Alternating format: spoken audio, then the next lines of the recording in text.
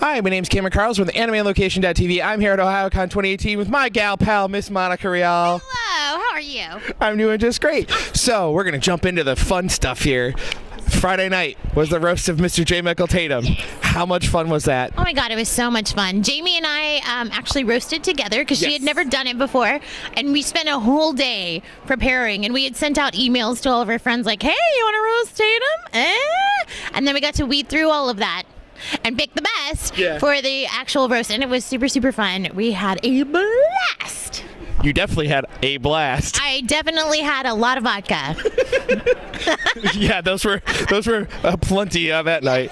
So, going into the Super Saiyan Showdown, and Dragon Ball just will not stop, and more episodes of Super are on their way until March. That's a key factor, till March. Yes. So what's it like seeing so many people get into it and seeing it on Toonami and Funimation.com? I love it. I'm super stoked that the episodes, like the Dragon Ball Super dubbed episodes, are now on Funimation.com because people have been asking, like, hey, I don't have cable. Where do I watch it? Funimation.com, $5.95 a month. I have promo codes on my Twitter. You should check it out. Anyway, that was my little commercial. No, I love it. I'm super stoked. I love the show. I think that it's so good because it's like it grew with the fans. Yeah. So like the comedy is elevated, the fights are elevated, the tensions between the characters are elevated, and I really, really love where they're taking the storyline. You got a good mix of the comedy stuff, but then you've also got like that. We're on the Future Trunks saga, and it is hardcore. Yeah. And I love that. I love that it gives us actors like something to really dig into. And it's just so much fun to be back with the gang, you know what I mean? And doing our thing. And now because they're promoting Super, we're getting to do a lot of conventions together. Yeah. I just did a road trip with Eric Vale and Sabbath, and we went down to Victoria, Texas. So it's really, really cool to like get to hang out with everyone. I'm really, really sad about the passing of Hiromi Suru. Yeah. But I'm hoping that won't, be too much of a bummer for the Japanese, that hopefully we'll celebrate her and then maybe find another voice actors to fill some really huge shoes. I am not jealous of that actress right now. No. And I wish I could speak Japanese because, man, I'd be over there like, I'll be a pinch hitter. But we're really super stoked that it's doing so well and that everybody seems to be enjoying it, which is great. I really wish I could have been at the Super Saiyan Showdown, but I was here. And I love being here, so oops. You know who won, right? Yes, my husband. I mean, my anime husband. That's my real husband. But it gets confusing because Ron and Sabat are like besties. Yeah. So it's really strange because my husband and my anime husband are like interrelated, kind of. Because I remember I made that joke last year and everybody's like, no. But it happens. So last year, you had talked about doing more dubs coming out very, very quickly on Funimation.com. How have you guys been able to keep up with that? I mean, like, that's really straining on you guys physically and mentally. How are you guys keeping it up? We're all insane. We all drink a lot of coffee. It's just you gotta roll with the punches. They were nice enough to start us out slowly, so that it wasn't just this complete culture shock of holy crap, guess what? You're going to be doing this. But yeah, it's intense. Like, our schedule is insane. So there's a lot of vocal rest when you're not working. There's a lot of vitamins. Vitamins are integral. Vitaminas are very important. But yeah, it's just getting used to the schedule and fighting through it and trying really hard not to get sick when everybody else around you is getting sick, which is hard. Well, with the flu this year, it's a big deal. So we're going to go into some old school stuff here. Right, you get to, speaking of which, talk about reprising your role, playing Sakura again in Cardcaptor Sakura Clear Card. I'm so excited. I can't even tell you guys. So I wasn't sure if I was going to get to play Sakura because it's an alternate universe. Tsubasa's kind of its own universe of Clamp. But Caitlin Glass decided that in order to pay homage to Tsubasa, she was going to cast me and Jason Liebrick as Sakura and Shaoran. And I cried when she called me because I was like, oh, and everybody at Funimation was like, you're going to be Sakura, right? You have to be Sakura. You're going to be Sakura. And I'm like, don't get my hopes up. Yeah. And so when she actually contacted me, I cried because other than Nonica 617 and Sasami, I've never been a magical girl. And so this is only my third, and it is by far my largest magical girl role. And I love Sakura, so to put Sakura and magical girl together, I almost pooped myself, really. I mean, with excitement. Just so excited. So talking about Caitlin Glass, what's it like to be directed by her for this role? I mean, she's such a sweetheart. So what is... Caitlin. I know everything's going to go higher and higher as we go along. I love Caitlin, and she's such a good director, and I'm not just saying that. She really is a fantastic director. Yeah. And we're really old friends, so it's kind of like coming home and working with family, you know? And I'm so excited that she got the show because she loves it as much as we do. Right. And so it's being treated with such delicate, loving hands that I think the fans are really going to appreciate it. I know Caitlin very well. I know that she loves the shows. Yeah. So a fun one that has really literally blown up within the last couple of years is My Hero Academia. How's it been for you guys? I mean, we now have, I think, seasons 1 and 2 done and potentially a third? I think that's been given the green light as far as I know. Right. Mm-hmm. So I'm super stoked. I love it because when it first started out, it was kind of slow and nobody was really into it. And then yesterday, I was in my hotel room just kind of peeping out the window and I saw Deku and Froppy and all of them walking across the street. And I'm like, yes. And I love Suyu. I love Suyu so much. Just doing this voice is awesome. But I like seeing people get so excited about the characters, and it's such a good story. It's such a good story. So if you haven't seen My Hero Academia, please watch it because it's awesome. And I don't want it to get too far ahead so that people feel like it's homework and they don't want to watch it. It's got too many episodes. But right now, catch it before it has 1 million episodes. You know, it's funny. Somebody was like, wait, Sabbath also plays the main character, but he's also Vegeta. They didn't know that. It was the best thing in the world. Oh my gosh, it happens all the time. People are like, wait, you're Froppy? And I'm like, well, they talk like this. And they're like, oh my God. I'm like, I'm a ninja. Never know where I'm going to show up.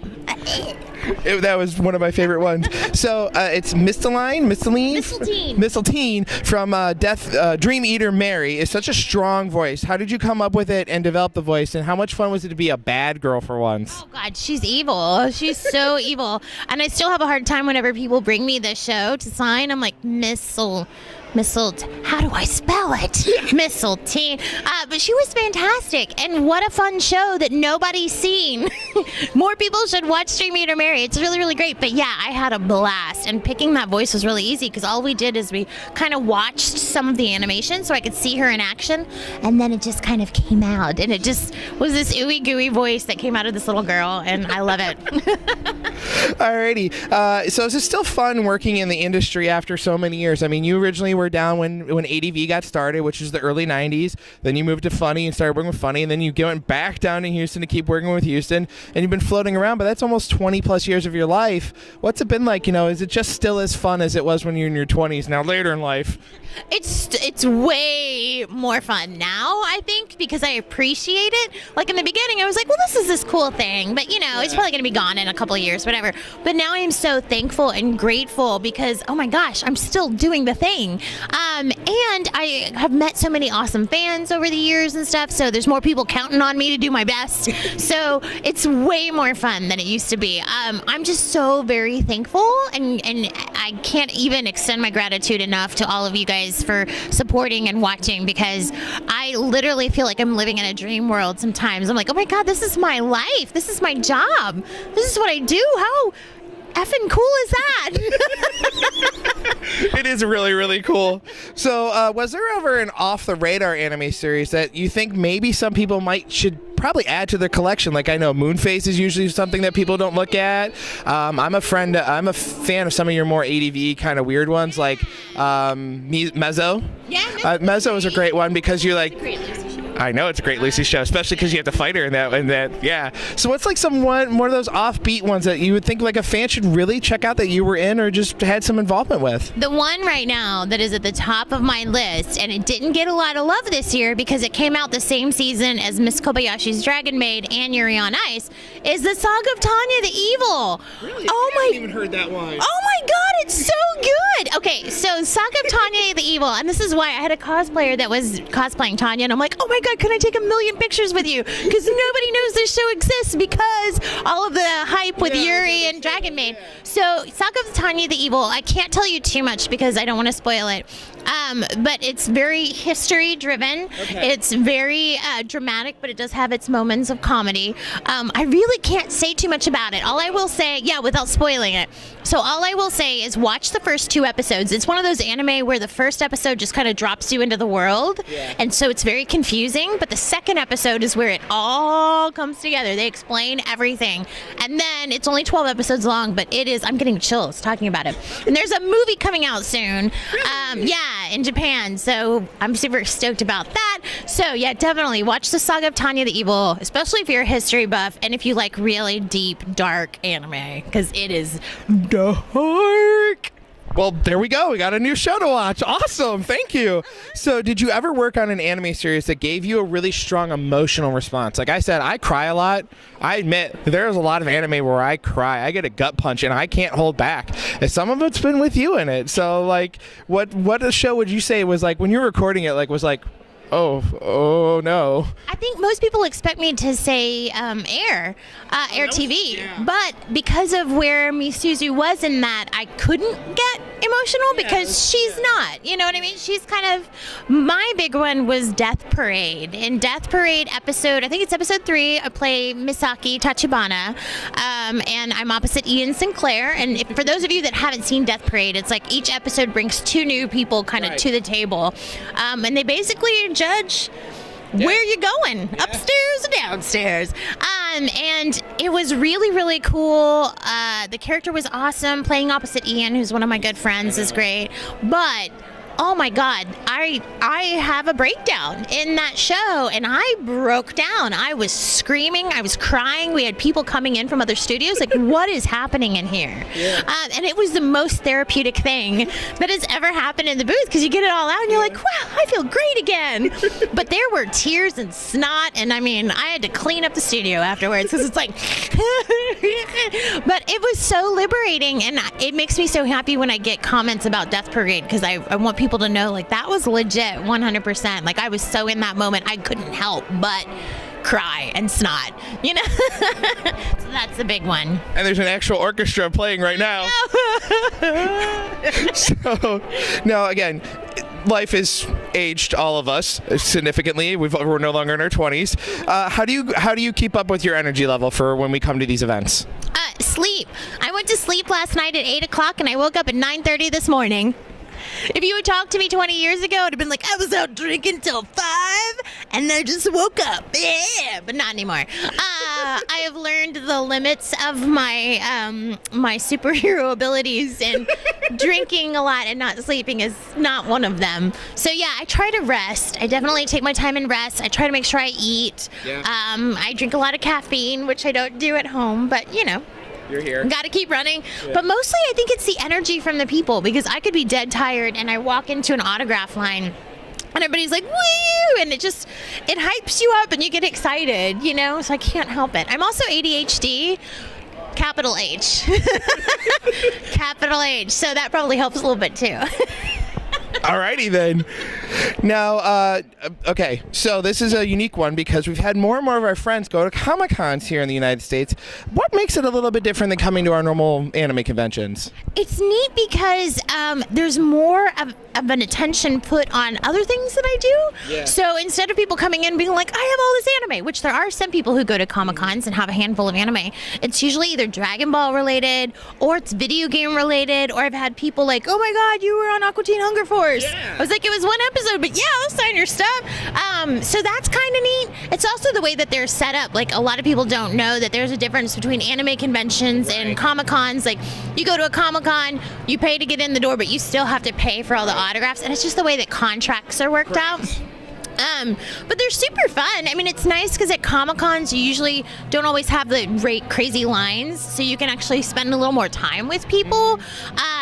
But yeah, they're super fun, and I've met some really crazy people. It's weird when you're like in a booth and next to you is like Lori Petty from Tank Girl, and next to you on this side is Thomas Ian McKellen from American Pie, and it's like, what am I doing here? I was at Wizard World and Kato Kalin is the MC, and I was like, what is my life? I'm in this green room with Kato Kalin. And I really didn't ask him any questions, because the only ones I wanted to ask were like, so? That's an OJ thing. I didn't want to be that person, so I was just like, hi, it's nice to meet you. Yeah, the only thing he's known for is you were there during OJ's thing. Like, that's it. Right, but it's so surreal to like be at these conventions with these people that you admire or you watched growing up, and yeah, it's fun, but it's definitely weird. I'm still getting used to it. Yeah, I was before Rooster Teeth really started picking up. Bernie and Gavin went down to Australia for one thing, and Vic was in the bus with them, and so is Christopher Lloyd. And they're like, "So what would be the headline if this bus just crashed all of a sudden? Christopher Lloyd dies in bus crash in Australia, and some other random people." Like that was like their life. Totally how it is. I remember the first time I went to Australia was with Colleen, and she was wigging out because she watches all kinds of television and movies. She's very up on popular culture. I do not. Like, I'm just bad about movies and television. I like to read, so I got on this bus, and Colleen's like, "Oh my God, there's so and so, and that's so and so, and oh my God, that's from they're from Firefly," and I'm like, I have no idea what any of this means. So I'm the person that goes into the green room and I'm like, "Yo, what's up, bitches? What y'all do? This is what I do. I'm a voice actor. Yeah. Oh, your name's William Shatner. Nice to meet you, Bill." Like, I just don't really know anybody, so it's gotten really funny because people get really angsty and they're like, "Oh, do you know who you just talked to?" I'm like, yeah, that was Ernie Hudson. He's from Ghostbusters. He's awesome. Like, I don't know. All righty, we'll let you kind of get it wrapped up. So here's 2 more questions real fast. All right, what shows can you talk about that aren't behind the pesky NDA wall?